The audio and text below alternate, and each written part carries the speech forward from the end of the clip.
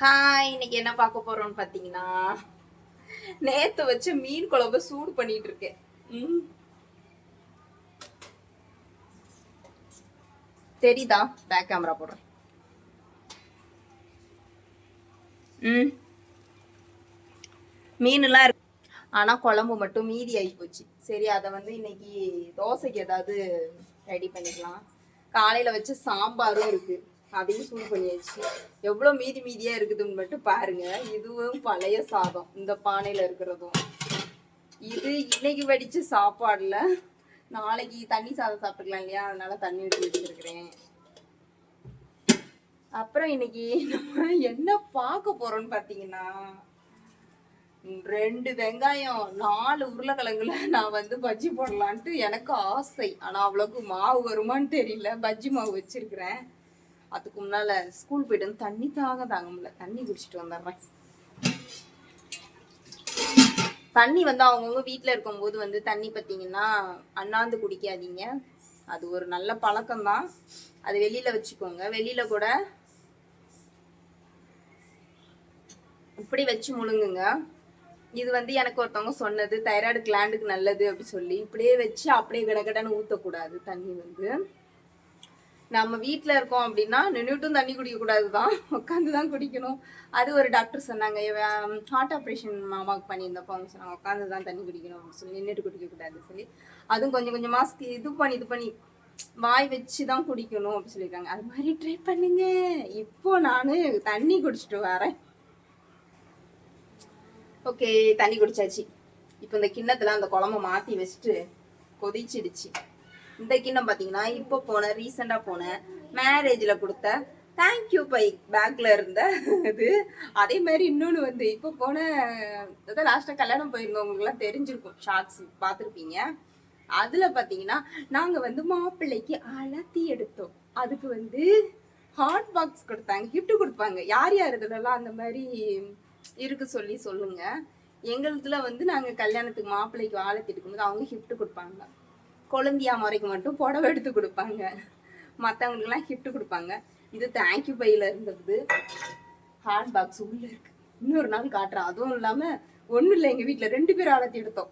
மாப்பிள்ளைக்கு நான்லாம் மாமியார், மாமியாரும் ஆலத்தி எடுத்தேன், கொழுந்தியாவும் என்னோட பொண்ணு ஆலத்தி எடுத்தாங்க. வந்த வர முன்னக்கூட்டியே ஸ்கூல் போயிட்டு வர முன்னாடியே ஸ்நாக்ஸ் பண்ணி வச்சுக்கணும். வந்ததுக்கு அப்புறம் தான் செய்யவே ஸ்டார்ட் பண்றேன். எனக்கு துணி துவைச்சு அந்த மாதிரி வேலைகள் நிறையாக இருந்தது. ஓகே, நம்ம வந்து இதெல்லாத்தையும் அதை ரெடி பண்ணிட்டு பார்க்கலாம்.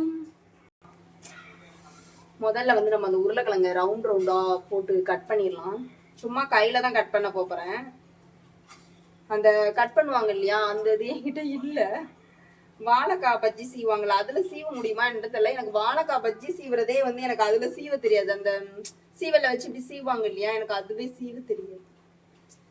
இப்ப அதனால நான் இப்படி ரவுண்ட் ரவுண்டா எல்லாத்தையும் இப்படிதான் கட் பண்றேன். கட் பண்ணி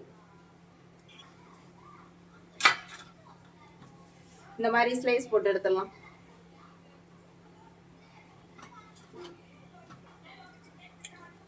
மாவை நல்லா தண்ணி ஊத்தி பசி போறேன். இந்த மாவு தான், ஆச்சி பஜ்ஜி மாவு தான் வாங்கி போட்டிருக்கேன். உப்பு எல்லாம் அதுலயே இருக்கும் தானே. நான் முன்னால ஒரு டைம் செஞ்சிருக்கேன், ஆல்ரெடி வீடியோ போட்டிருப்பேன் பஜ்ஜி செஞ்சு. ஆனா அது வந்து வேற ஏதோ ஒரு பிராண்ட் மாவுன்னு நினைக்கிறேன். அதுலதான் அது பண்ணி செஞ்சேன். ஆனா அது வந்து முட்டை போட்டோம், முட்டை பஜ்ஜி செஞ்சேன். 2 முட்டையா 4 முட்டையோ போட்டு பஜ்ஜி செஞ்சேன். செமையா இருந்தது. அது வந்து மழை டைம்ல செஞ்சேன். சூப்பரா வரும். இது எப்படி வரும் இந்த பாத்தீங்களா, கட் பண்ணி வச்சிருக்கேன். பாப்போம்.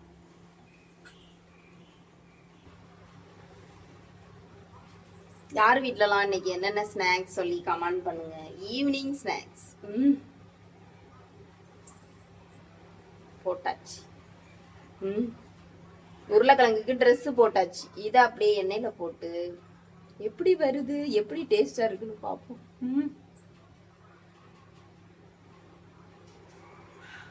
போட்டேன். ஆனியன்ல ஒண்ணு போட்டு பார்க்கலாம். ஆனியனை கட் பண்ணிருக்கிற சைஸ் பார்த்தீங்களா?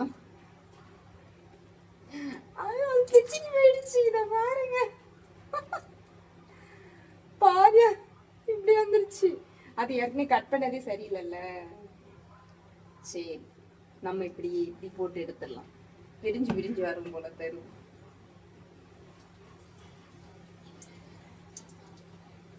எப்படி வருதோ அப்படி போட்டு அப்படியே சாப்பிடணும். வெந்து போகுது, இருக்க முடியல. போலாம் போலாம். எங்க பாப்பா இப்ப சுத்தி நிக்கங்க. ஒருத்தரா வருவாங்க. நான் கூட சின்ன பசங்கள்ல அப்படித்தான். அம்மா ஏதாவது செய்யறாங்கன்னா அது செஞ்சு முடிச்சு கையில வாங்கி டேஸ்ட் பண்ற வரைக்கும் அவங்கள ரவுண்ட் அடிச்சுக்கிட்டே இருப்போம். அப்படிதானே? இது ஃபுல்லா எடுத்துட்டேன். இது ஆனியன் தான், ஆனா நல்லாவே ஃபுல்லா எடுத்துட்டேன். போட்டு பார்ப்போம்.